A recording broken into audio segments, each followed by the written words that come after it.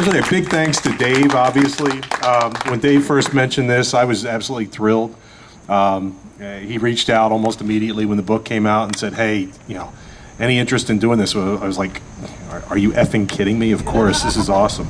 And, to just have a bunch of people that I know from either the Hamer fan club in particular, people that, local musicians. I have a good friend, Everett, from high school, who I haven't seen in, it's been decades probably. It's been a long time. So, this is awesome. It's really touching at a minimum. But hope you all enjoy the book. It was a lot of fun doing, and I was glad that things worked out. That Joe reached out to me and said, "Hey, you want to publish that book?" And I was like, "Yeah, sure." It's just sitting in all this stuff sitting in a box in my basement. So, why not? So it was nice to dust that stuff off, and I had a little fun putting it together. And a little story about the forward. I always envisioned this. I started this project probably in like '99. Not to bore you with boring stories, but we're here for this is what we're here for. Oh, okay. So I'm killing time now, right? I'm on mic to eat time. Okay. Well, I may tell this story 3 or 4 times today. So, and I really the book kind of came to me, in terms of the way I wanted to put it together, within a span of probably like 5 or 10 minutes, and I had been working on the instrument registry for Hamer at the time, and I remember calling Chris up and saying, this is what I want to do, and he says, oh, that's great. And I said, well, what would you add to it? And he said, well, not really anything. I think you got pretty much all the bases covered. And, well, I didn't have all the pictures, but I had ideas for the pictures. And the initial idea that I'd had, I wanted Rick Nielsen to do the forward because he was so, pardon, and this is not an intentional pun, so I'll put it out there because it's not meant to be intentional, but he was very instrumental in putting the brand together and getting Hamer off the ground.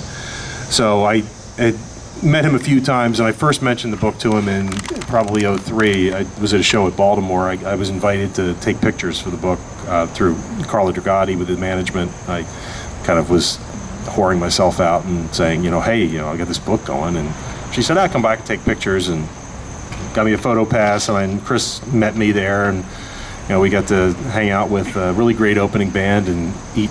It was like a turkey dinner or something with them. What was the name of that band? Damwells. The Damwells. So if you listen to Damwells, great band, really nice guys. We hung out with them, got to shoot all of Rick's guitars, and got to speak to Rick briefly that night because he was flying in. He was escorting his 58 Les Paul, so he just kind of came in with the show with that guitar. But he was gracious enough to have a couple minutes, and I said, I always envisioned having you do this forward. And he said, yeah, just let me know, talk to Carla, and it was sort of, that was it. So I was like, yeah, I'm a little further down the road. And in '04, I kind of ran into a brick wall with moving forward with one of the people that I really needed to interview with the book, who I didn't think wanted to cooperate, and I was told he wanted to do the book himself. It turned out he was very helpful when I came back because he was just too busy to do anything with it. So he was a big help getting a lot of the archival pictures together, and he gave me a lot of great information. And Joel Danzig, if anybody knows who that is. But Joel was great, and Joel did the afterword on the book.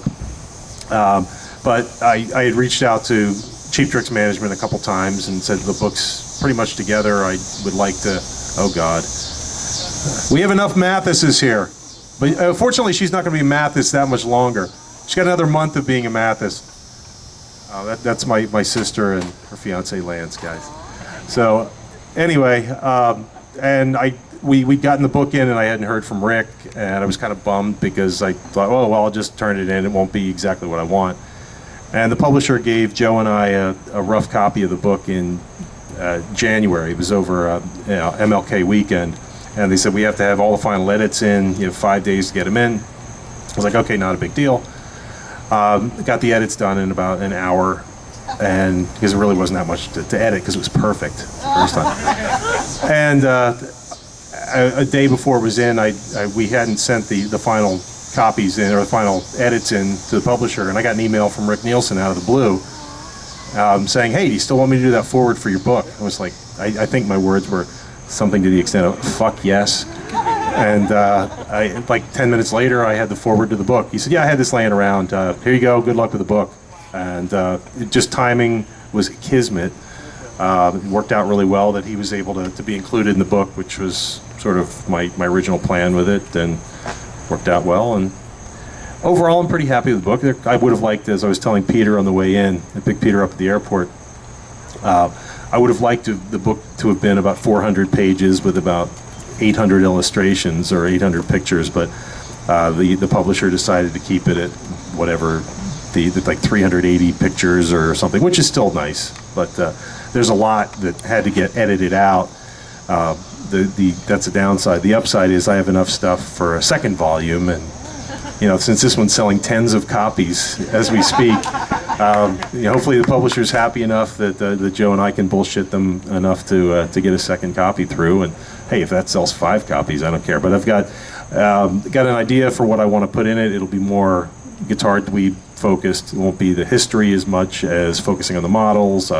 Planning on doing a section with schematics, because a lot of people want to have the schematics. I have the original schematic book from Hamer that was given to me by the guy that did that, who's the late Kevin Thiel, who, if anybody is familiar with Hamer in the early 90s, Kevin was pretty much responsible solely for all the wiring with the guitars, and he drafted all the schematics and put all those things together. And when I was doing the book, he said, look, they have a photocopy of this at the factory. Here's the original. You can have it. I'd like you to have it. So I still have the original, and since it's now my property, I think I'd like to put that in the second book for, so people aren't asking on websites, how do you hook up the TBX wiring on for the bass boost on a quad bass or whatever item, stuff that people ask that's beyond my technical ability, and I just say, hey, look, I have this schematic. I don't know how to do it. I mean, I can wire it up, but I don't know what it means. Here you go. And I have ideas for pictures, and there's a lot of model identification specifics that will bore the hell out of anybody that's not a guitar dork like a lot of us are. But that's my idea. So if anybody has suggestions, anything you want to see in the second book, there were a lot of photos, live stage shots that Chris took from a lot of shows we went to that didn't make it in. Chris is a great photographer, and he took a lot of fantastic shots.